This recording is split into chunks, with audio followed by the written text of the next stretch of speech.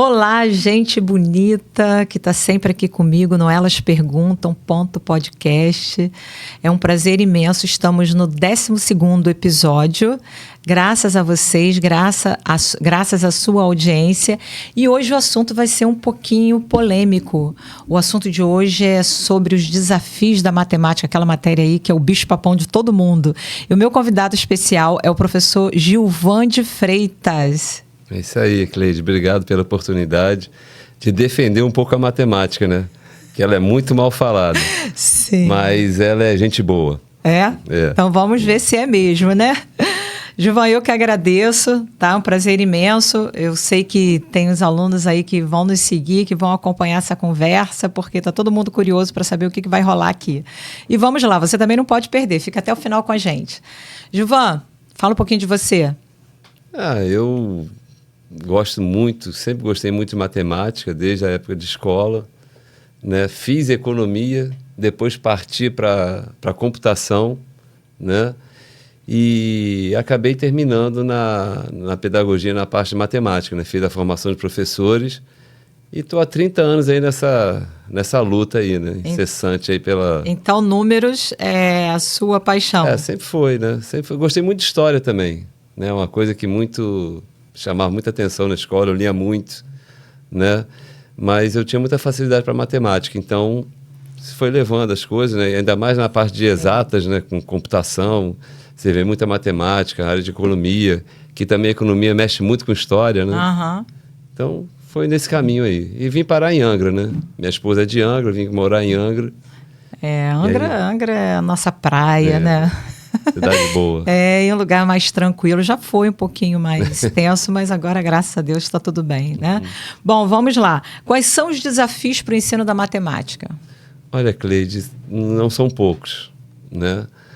Porque a matemática, ela envolve uma quantidade de habilidades que você tem que ter, né? E tudo funcionando ao mesmo tempo, né? Então, eu vejo hoje os alunos muito poucos preparados para a sala de aula. Por exemplo, eu encontro alunos que não sabem a tabuada, né? E se você não sabe a tabuada, você tem dificuldade em fazer uma soma, em fazer uma multiplicação. Isso é uma sequência de problemas que já vem lá desde do ensino fundamental 1, né, 2, infantil. Então, vai rolando. Você vê o aluno que tem muita dificuldade com divisão, né? E aí fica difícil, porque os conteúdos hoje são muito extensos, né? E exigem muitas habilidades. Então, se você não sabe fazer uma divisão, se você não sabe fazer uma multiplicação rápida...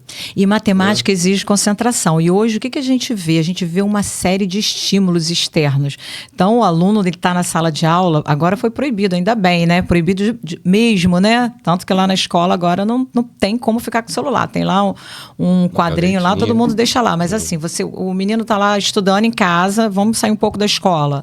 Vamos ultrapassar os muros da escola, vamos chegar lá na família, né? Vai estudar, vai fazer o dever de matemática. Aí ele olha, computador, tlim, aí ele para. Com certeza. E a concentração, eu falo isso para eles, a concentração é um exercício, né? Como tem um exercício de matemática, como tem exercício de português, de história, de geografia, de física, a concentração também é um exercício. Precisa ser treinada, Precisa ser treinado, você tem que se habituar com silêncio, né? Um lugar que você possa ler com calma, você entender o que você está lendo. E aí fica o celular do lado, apitando, te chamando.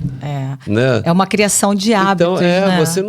Você não estuda, você não se concentra, né? Você fica ali entre o livro ali, o exercício que você está fazendo. E as distrações. Então, você não se concentra, sabe? Então, é um problema seríssimo que a gente enfrenta em sala de aula, mesmo as escolas que proíbem, que tem lá o cantinho para você deixar o celular. Muitos alunos burlam isso, ficam escondidos ali com o celular. Então, é um problema seríssimo, né? Eu sempre falo para os meus alunos o seguinte, os nossos objetivos, eles precisam estar alinhados aos nossos hábitos. É tipo assim, eu estou sobrepeso, então eu preciso alinhar a minha alimentação, né, para o meu objetivo, que é perder peso. É isso aí. Então, se você tem o objetivo de avançar na sua média, de realmente aprender matemática, você precisa criar o hábito de treinar todos os dias, tirar dúvida, Cleide, se aproximar e essa mais coisa do professor. De você mudar hábitos... É guerra. É muito difícil. É muito difícil. Se você tem um hábito, para você mudar aquilo ali, por exemplo, você tem um problema, por exemplo, eu estou diabético agora, né? Infelizmente eu adquiri isso. Não tenho pai diabético, mãe diabética, mas a vida que eu levei, Sim. né? A alimentação, falta de exercício. Históricos. Né? Então a gente sabe o que tem que ser feito. Né? Mas é muito difícil você mudar o hábito. Então, se o aluno cria esse hábito de não sentar com o intuito de estudar, né? Esquecer o mundo externo. A questão da disciplina. A disciplina é muito difícil, entendeu? Então, você fica com o celular na mão querendo estudar, você está até tentando estudar. Você acha que está estudando, mas toda hora o seu raciocínio é interrompido. Então, você não consegue avançar. O negócio não avança, você não consegue memorizar o conhecimento. Entendeu? Então o negócio não flui. Existem dois tipos de dor. A dor da disciplina e a dor do arrependimento. Você tem que escolher qual que você quer sofrer. Isso aí. Né? A do arrependimento não tem jeito. Você vai sofrer a vida toda. A disciplina, você ainda mais pra frente, você vai ter lá... você está plantando hoje, vai colher amanhã. Então você vai ter frutos. Então você tem que saber qual é a batalha que você quer travar hoje. É isso aí. E eu sempre dou um exemplo de um comandante das Forças Armadas Americanas. Eu já vi, acho que vocês já viram também. Ele falando como é que é difícil a mudança. Então, no discurso dele, ele fala, se você quer mudar, a primeira coisa que você tem que fazer, arrume a sua cama quando você acorda. São pequenos hábitos que vão levar a grandes resultados. Né? É a constância. É isso aí. Não é porque, às vezes, eu nunca fui boa em matemática. Olha, eu falo isso lá em casa. Eu somava 3 vezes, dava 3 vezes resultado diferente. Eu apanhei muito com a matemática, com as exatas. Né? Na comunicação, na história, geografia, adoro. Mas matemática, para mim, sempre foi um bicho-papão. A gente vai falar sobre isso agora. Então, assim, não é o talento que te leva a grandes resultados. É a constância, cada dia fazendo um pouquinho, treinando. Você tem aqueles alunos que estão acima da curva, né? Tem altas habilidades. Isso é raro. É raro. Né? E o que eu posso dizer é que os alunos que estão na curva normal, na média, aqueles alunos que se esforçam e se dedicam, né? Eles vão longe. Sim. Entendeu? Não tem muito mistério, mas exige suor. E por que a matemática assusta tanto? Porque por conta disso, você precisa se concentrar, você precisa trazer a matemática para o mundo real. Né? Para o mundo real. E se você não consegue ver a matemática sendo aplicada no seu dia a dia, realmente fica uma coisa chata. Né? E exige mesmo assim, que você se dedique, né? Que você faça as atividades de casa, né? Que você preste atenção nas aulas, entendeu? Então, realmente a matemática, ela tem um conteúdo muito vasto, complexo, muito grande. Aquele montão de número, aquele montão de regras. Então exige mesmo esforço mental. Né? Não é legal, não é uma coisa agradável você ficar 3 aulas olhando para um professor de matemática, falando a porção de número, você cheio pensando em milhares de coisas que você viu na internet. Mas assim, mas também se a gente for pensar por outro lado, ela não é tão complexa como outras disciplinas, porque a matemática é regra, o nome já diz exata. Sim. Então é treinamento. E um dos maiores problemas que eu vejo na matemática é a matemática básica. Alunos do ensino médio, né, têm muita dificuldade com matemática básica. Né? Uma matemática que é ensinada no Fundamental 1, Fundamental 2. Então, quando chega no ensino médio, a dificuldade aumenta mais ainda por conta dessa defasagem, né, que ficou para trás. Né? E como as famílias podem ajudar? Muito. Agora a gente vai entrar um pouquinho lá na responsabilidade dos pais, da casa, né? Tirar um pouco esse peso da escola, do professor, essas cobranças, né, que chegam até a gente. Na verdade, Cleide, eu acho que é a maior responsabilidade da família. Sim. Né? Então, por exemplo, um aluno de 8º, 9º ano, por exemplo, que não sabem a tabuada, né? Isso é falta de estímulo. Né? Isso é falta de estímulo. Isso aí a família tem que estimular. Né? Tem que sentar, acompanhar. Poxa, como é que você tem dificuldade de tabuada? Vamos estudar aqui. Por exemplo, eu quando vinha para o Rio com meu filho, eu vinha de Angra para o Rio para visitar os avós, brincando com ele sobre a tabuada. Né? E hoje tem umas formas diferentes de se ensinar, né? Hoje você pega o celular, o computador, tem brincadeira, cantando música, você vai tudo muito aprendendo. lúdico, então você tem essa facilidade. Né? A gente vê muita coisa ruim na internet, muita, mas tem muita coisa boa. Poxa, na nossa época, Cleide, você ficava com dúvida em algum conteúdo, o que você fazia? Era a colher de pau da minha mãe. Ou então você pedia ajuda a um amigo, procurava um livro na biblioteca. Não, fazia. Minha mãe me colocava na mesa para fazer ali 10 vezes a tabuada do 3, 10 vezes a do 4. Eu tinha que aprender. Hoje, se você não entendeu um conteúdo de matemática, você vai no YouTube, você vê lá 1000 aulas de matemática sobre aquilo. Entendeu? Então, cara, não falta recurso hoje. Entendeu? Agora falta vontade. Vontade. Onde há vontade, há caminhos. É querer superar essas dificuldades, né? Eu falo para eles, você tem que dar o primeiro passo. O primeiro passo vai ser difícil. O segundo vai ser difícil também. O terceiro também. Mas vai chegar um momento que vai começar a facilitar e você deslancha. Né? O treinamento, ele é um facilitador do caminho. Isso aí. Você vai treinando, quando você vê aquilo que era difícil no início, daqui a pouco começa a dar uma relaxada, e quando você vê, você está fazendo aquilo naturalmente. Então, com a matemática não é diferente. Essa coisa da mudança é uma coisa geral, genérica, você tem que levar isso para a vida toda. Mas no estudo da matemática, também é assim. Né? Você tem dever de casa para fazer. Eu não vou fazer o dever de casa, eu não vou caminhar. Entendeu? Os alunos já não têm o hábito de estudar. E muitos não fazem o dever de casa. Eu ia te perguntar isso. Os alunos têm o hábito de estudar? Eles, de fato, estão ali presentes na sua aula? Olha só, eles não têm o hábito do estudo, tá? Eles não se planejam para o estudo. Às vezes, eles sentam com o intuito de estudar. Mas se perdem. Às vezes, acham que estudaram. Tem essa coisa também de achar que estudou. Achar que está sabendo a matéria. Mas e aí? Como é que ele vai encontrar esse caminho? Ele acha que estudou. Aí o professor está lá, está vendo que ele não estudou. Como é que você vai mostrar isso para ele? Olha, cara, você não está estudando da forma adequada. Bom, o estudo tem que ser uma coisa contínua. Né? Esse papo de que eu vou estudar... Hoje eu não vou estudar, deixar para estudar amanhã. Vou estudar semana que vem porque é a prova. Né? A minha prova é daqui a 2 semanas. Quando tiver faltando uma semana, eu vou estudar. Não adianta. Não adianta. Na matemática, pode ser até que numa história, sei lá, numa geografia. Não, é a mesma coisa, é um processo. Os assuntos vão se ligando um com o outro. Se perde no meio do caminho. Vai se perder no meio do caminho. Você tem que criar esse hábito, essa coisa do estudo. Porque é ali que você vai conectar as coisas, o conhecimento.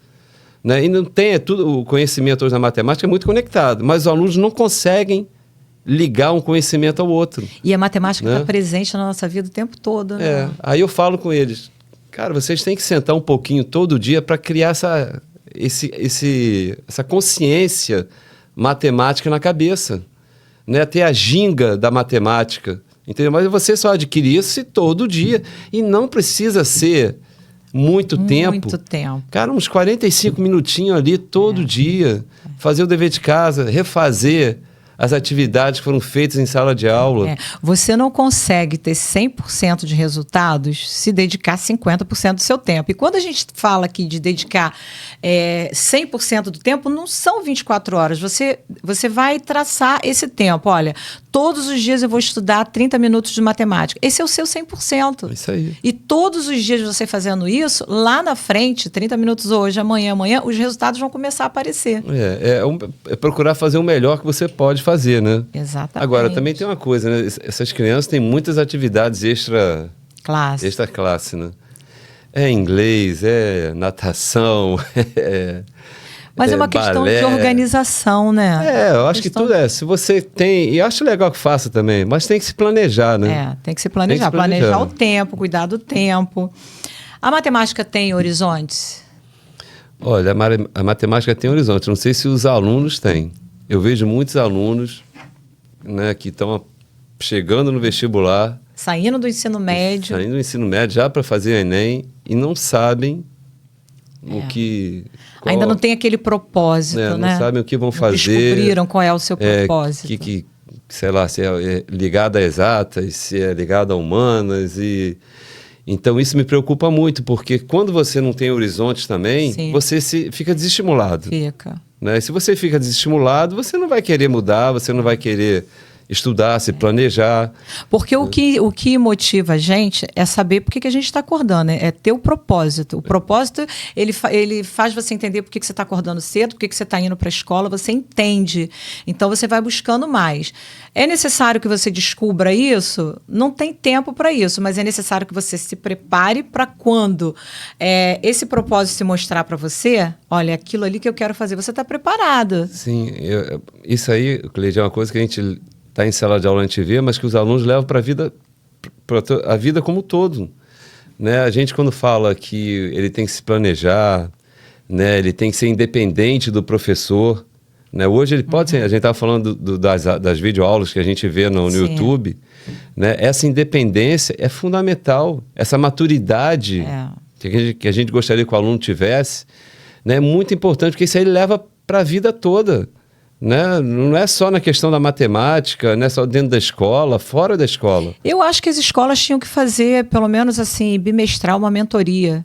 Trazer lá um mentor para falar, palestrar, para ver se... Porque santo de casa não faz milagre, né? O pai e a mãe falam, não funciona. O professor fala todo dia, o outro professor vai aguçando, dando alfinetada, mas a gente vê que parece que não... essas palestras, muitas escolas fazem isso, né? É interessante. E tem que fazer mesmo, porque eles têm que se conscientizar.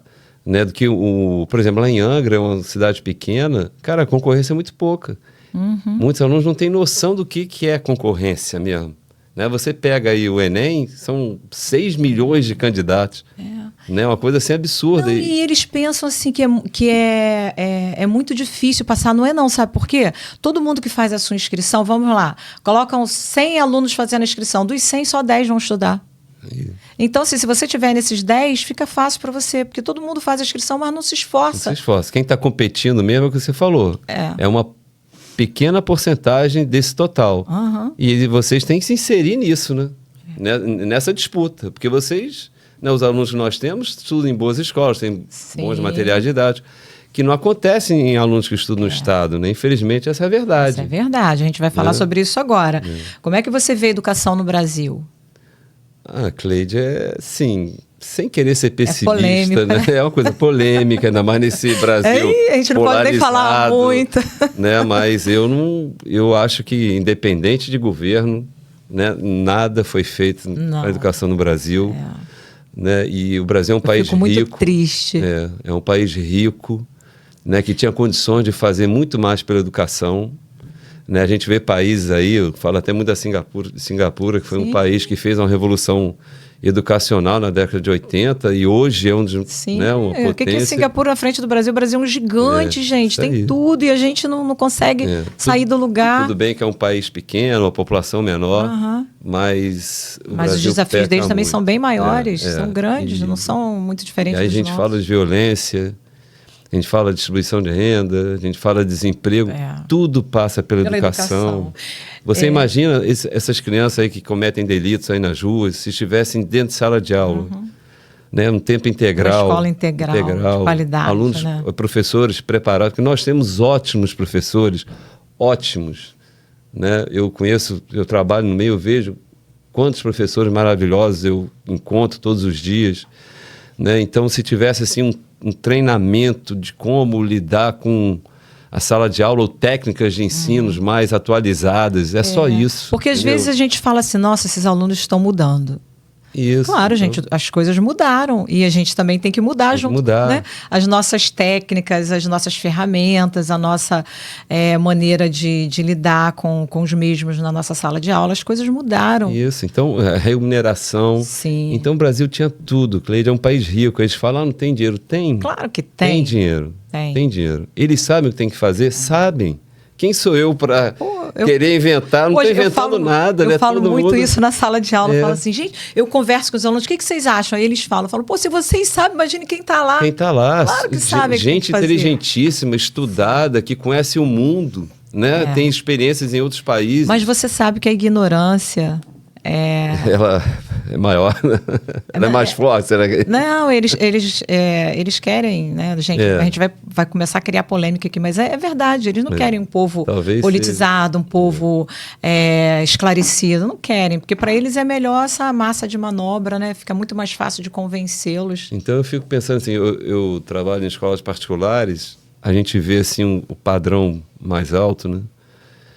E quando você vai para o estado, né, você vê aquela criança, você olha assim, cara, essa menina ou esse menino, se tivesse Sim, decolava. uma chance, entendeu? Ir embora, entendeu? Aí você imagina quantos milhões de crianças que têm chance de viajar, talentos escondidos, né? E que precisam ser despertados e não têm essa oportunidade. Ali, ó, né? Sendo jogado fora porque a gente não aproveita. Eu sempre conversei com a minha filha sobre essa questão da educação. Sempre cobrei muito. Porque, aliás, gente, vocês que estão aí, os alunos que estão em casa e os filhos, né? Toda pessoa de sucesso teve uma mãe chata, tá? Não tem como fugir. Com certeza. Com certeza. Toda pessoa de sucesso, geralmente 90% teve uma mãe chata. Porque a cobrança é muito importante. A cobrança é aquilo que a gente sempre fala em sala de aula, e os pais também falam isso em casa. Se você, pai, né, não cobrar, a vida vai cobrar. Né? E a vida não sabe cobrar, ela cobra pesado. Né? E eu falo para minha filha, eu falo assim, olha, eu sou neta de analfabeto, paterno e materno, meus avós eram analfabetos, tinham uma sabedoria incrível, diferente de informações, tá? Eles tinham a sabedoria própria da cultura deles, caiçaras, mas analfabetos. Meus pais, semiletrados. Minha mãe e meu pai, semiletrados. Não saíram do ensino fundamental 1. E aí eu tive que vir para o Rio, estudei professora, fiz 2 faculdades. Aí eu falo para minha filha, nas minhas dificuldades eu fiz 2, você tem que fazer uma melhor do que a minha, porque a educação salvou a minha vida. E está salvando a dela, já está trabalhando, já terminou. Mas isso devia ser o lema de toda uma nação, né? Salvar vidas. Né? E a gente desperdiça muitas vidas, né? Pelo fato de não ter uma educação de qualidade. Você vê que nessas PECs loucas aí, né? Nessas propostas de emendas constitucionais, a primeira coisa que eles cortam, investimentos. Investimento em educação, saúde. Educação, saúde, ciência e tecnologia. Pô, brincadeira, né? E não dá nem para ficar discutindo, assim, né? O orçamento dando importância a algumas coisas na educação que, sei lá, não surte muito efeito, ou então pega uma pequena quantidade, uma parcela pequena da população que estuda, entendeu? Eu acho que a gente podia colocar toda a verba do governo num saco só, entendeu? E dar mais ênfase à educação infantil. Entendeu? A educação base, infantil, né? É fundamental. Acho que tem que ser ali, né? Começar daqui, né, Gilvan? A ideia é essa, é começar daqui. O grande problema está nessa base. Porque se o problema estiver aqui, depois para corrigir lá em cima, fica complicado.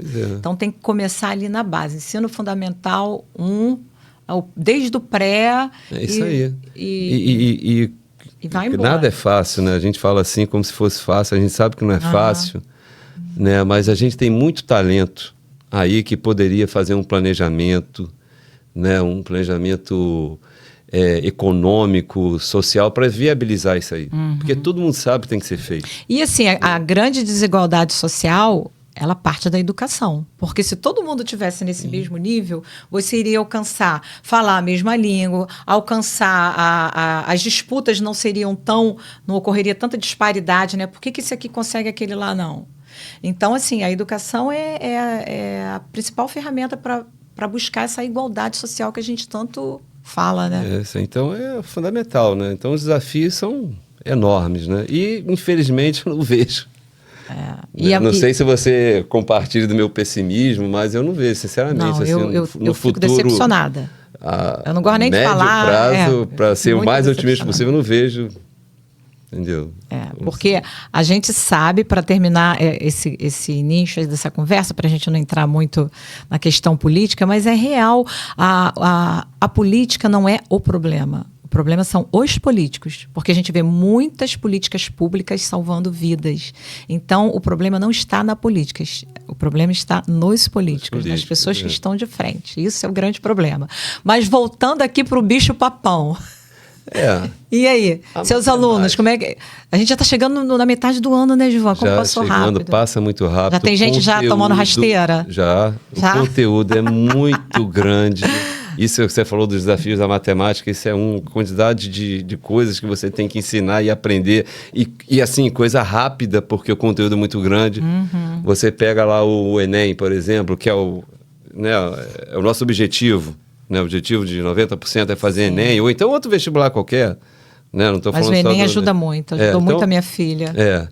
Não, eu acho ótimo o Enem, sim, é muito democrático, né? Passa aquele que teve a maior nota, né? Escolhe o que quer fazer, então isso aí eu acho legal. O que não é democrático é a concorrência. Porque uns do Estado, né? Estudam em escolas que não tem outros, não. Não, gente, a gente não está falando aqui, a gente não está aqui desmerecendo alunos de escolas públicas. Nós estamos falando aqui das condições que causam, das condições da escola pública que não são as mesmas de uma escola particular. E isso vai gerar resultados diferentes. É disso que a gente está falando. Porque a gente sabe, como nós já falamos aqui, que tem muitos alunos de escola pública e a gente fica assim, poxa vida, se esse menino fosse um talento assim que você olha, treinado, né?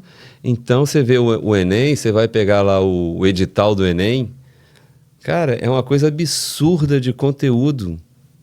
E aí entra um problema que eu acho sério, os alunos me perguntam, eu fico olhando assim para eles, ai meu Deus, o que eu vou falar? Onde eu vou usar isso? Onde eu vou usar isso? Eu me pergunto, Gilvan, tem onde eu vou usar isso? Tem muita coisa da matemática, né? E a matemática fica chata porque a gente não consegue trazer isso para o mundo real. Mas tem muita coisa da matemática que é aplicada no mundo real. Tudo, na verdade, a matemática se aplica no mundo real. Às vezes a gente não identifica, mas está ali. Por exemplo, vai construir um avião. Poxa, qual é o conteúdo da matemática? Né? Está ali. Né? Mas está lá, com certeza. A física não deixa de ser a matemática, né? Mas é muita coisa, Cleide, que realmente não há necessidade. Você perde tempo com algumas coisas, né, e deixa de lado outras coisas que você usa muito no dia a dia, que você não tem muito tempo para trabalhar. Se você chega numa loja, uma vendedora, pergunta assim, a loja está dando 10% de desconto, então quando dá 10% de desconto desse produto aqui, não sabe calcular, sabe? Entendeu? Você é uma coisa que devia ser trabalhado com mais calma, com mais tempo. O aluno tem dificuldade em dividir, em divisão, então vamos parar no primário, no fundamental. Agora né? Não é mais primário, não fala a nossa idade aí não, Gilvan. Então vamos parar no fundamental, vamos dar mais ênfase a isso, mas não pode. Você pega hoje um livro do Fundamental 1, Cleide, é uma Bíblia. Sabe? Então acho que a gente podia também pensar um pouco nisso. Dar uma peneirada, né? Porque muita coisa junto. Vamos diminuir esse pacote aí, tirar um pouco desse peso, ver o que realmente a gente vai usar no dia a dia. Porque, o aluno quer fazer engenharia. Nas faculdades de engenharia hoje já tem o pré-cálculo, né? Então a gente pode, de repente, tirar alguns conteúdos do ensino médio, jogar para aquela galera que vai fazer exatas para aprender na faculdade, e você fica com espaço, né, para você trabalhar com coisas, né, com mais tempo, coisas que você precisa mesmo saber como cidadão, né, coisas da matemática que você precisa saber no seu dia a dia, né, para você trabalhar isso com mais calma, né? E você se irrita... Quando você está irritado na sala, que você está explicando, o aluno está brincando, você se descabela. Cara, isso Cleide, aí... Olha só, tem dia que eu falo assim, meu Deus, eu fico assim para os alunos. Eu vou, 1, 2, 3... Aí ele, que foi, professor? Eu falei, minha psicóloga está mandando contar até 10. para a gente não surtar na sala, porque às vezes a matemática, falando difícil. Da matemática, a matemática é uma matéria que você precisa abstrair muito. Né? Você tem que... O que é abstrair? Você lê um exercício, um problema, e imaginar a solução daquilo na tua cabeça. Né? Então você precisa parar, você precisa estar atento, você precisa estar calmo. Né? Aí você vê a criança catucando o outro, dando chute, jogando papelzinho. E escondendo o celular, entendeu? Aí você está no meio da explicação, levanta o dedo e fala, está com dúvida, eu não acredito. Posso ir no banheiro? Aí você no auge da explicação, é uma ducha, né? Mas com a experiência, né? Você é professor assim, com a experiência, você já leva isso de boa. Mas, Cleide, eu não tenho problema com turma, assim, com bagunça, porque eu sou muito brincalhão. Né? Eles gostam de brincar comigo, porque eu sou careca, eu falo muito de negócio de Flamengo, de futebol, então eu sempre levo a aula assim de boa. Eu também não tenho esse problema, quando, graças Cleide, a Deus. eles veem assim que eu tô falando assim brabo mesmo, é porque o bicho está pegando. Uhum. E eles respeitam muito, sabe? Graças a Deus. Eu tenho uma relação muito boa com meus alunos. Eu também né? tenho. Então, Gilvan, a gente está chegando no nosso finalzinho. Eu quero que você olhe para aquela câmera ali. E depois tem as rapidinhas, tá? Aquela câmera ali, olha. Eu quero que você dê um recado aí para os seus alunos, para quem está em casa. gente, ser professor bom, o pessoal fala muito do salário. Realmente, isso é uma coisa que a gente... Mas eu amo. Mas eu, quando saio de casa, né, e chego na escola e encontro os meus alunos, é muito bom. Alunos e amigos, Leide, é um carinho, né? os amigos, assim, mas os alunos que é nosso maior foco, né? O carinho, né, que eles têm comigo, com os outros professores que eu vejo, isso é uma coisa que não tem preço. Eu duvido que você vai encontrar alguma profissão, né? Obviamente que tem aqueles problemáticos, às vezes, né? Mas eu posso dizer que a maioria esmagadora me dá um carinho tão grande que eu sinto o maior prazer em entrar em uma sala de aula. Outro dia né? eu fui ao médico, tô chegando lá e ele olhou e falou assim, tia Cleide. Eu falei, pô, Nossa. tia Cleide, já me...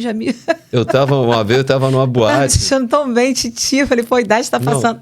Ex-aluno. Não era Mas eu nem fiquei boate. muito feliz. Era uma casa de show lá em Volta Redonda. Aí, de repente, veio uma menina lourinha, magrinha. Gilvan. Aí eu, ai, meu Deus. Me acharam aqui. Não, minha aluna. E eu não lembrava, Cleide, de jeito nenhum. O nome é difícil. Aí depois eu me lembrei, eu comecei a conversar com ela, eu me lembrei. Ela se formando em medicina, estava lá naquele lugar comemorando com os amigos. Poxa. O último dia de aula de medicina. E a gente fica Ela feliz. veio me agradecer. Vários outros exemplos, né? Cara, então isso é uma coisa que não tem preço. Né? O salário podia ser melhor, né? Mas quanto a isso eu não posso reclamar. Né? Que bom então, que um grande beijo aí para os meus alunos, que eu tanto amo. Que bom que a gente é feliz naquilo que a gente faz, né? Eu também sou muito feliz. Rapidinhas. A matemática é? É tudo.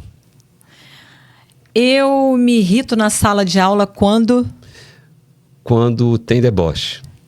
Isso é muito chato mesmo. Nas horas vagas, eu... Estudo. Meus alunos são para mim... Maravilhosos. Meus colegas de trabalho... São incrivelmente preparados e inteligentes. E a extensão da nossa casa também, né? A corrupção... Existe no mundo todo, né? A gente tem que arrumar um jeito de... Acabar não vai nunca, né? Mas diminuir. E o Brasil tem muito espaço para diminuir isso, né? Tem, o jeito é a punição, né? Enquanto não houver punição... Punição, justiça, né? Eu tenho um sonho. Eu tenho o sonho de a gente ter uma educação de qualidade. Né? Isso aí... eu também sonho muito com isso. Eu acho que eu não vou chegar a ver isso, mas é um sonho que eu tenho. Eu acho que é de 90% da população brasileira, ainda mais quem trabalha na educação. Né? Então, parece aquela coisa piegas, né? Mas não é um sonho realmente que eu tenho. Eu também tenho. Eu sempre procuro fazer o melhor que eu posso com o que eu tenho naquele dia, naquela hora, porque, para mim, a coisa mais importante é a educação. Minha casa é? Minha casa é o lugar que eu sou o rei, a pessoa mais importante, apesar de minha mulher, às vezes... Olha, a nossa coordenadora tá te ouvindo. Mas a nossa casa é a nossa casa, né? É o lugar que a gente... Que você manda, que você faz o que você quer, na hora que você quer. É o nosso templo.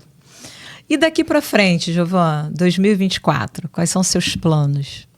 Cleide, meus planos, eu já estou em final de carreira, né? Já estou vislumbrando uma aposentadoria, né? Também. A gente vislumbra a aposentadoria, mas como se fosse se aposentar, né? Na verdade, aposenta, mas tem que continuar trabalhando, né? Então, eu espero que as coisas melhorem, né? Melhorem economicamente falando, né? Que o Brasil, meu Deus do céu, saia dessa guerra aí. A gente só esquece que essa melhora concorre também para as nossas decisões, né? Com certeza. E nós, toda eleição, né, é uma chance que a gente tem de mudar isso. Né? Eu não quero que votem no meu candidato, não quero que alguém tente me convencer alguma coisa, mas é importante que a gente escolha que tenha uma consciência, né? Uma consciência, né? Para não... É verdade. É isso aí, gente. Nosso bate-papo está acabando. Foi ótimo. Gilvan é um amigão. A escola que a gente trabalha é a extensão da nossa casa, literalmente, né? Porque ali a gente toma um café de manhã, Nossa, a hora do recreio, chora. Na hora do recreio, né? A nossa sala vira o 6º ano, né?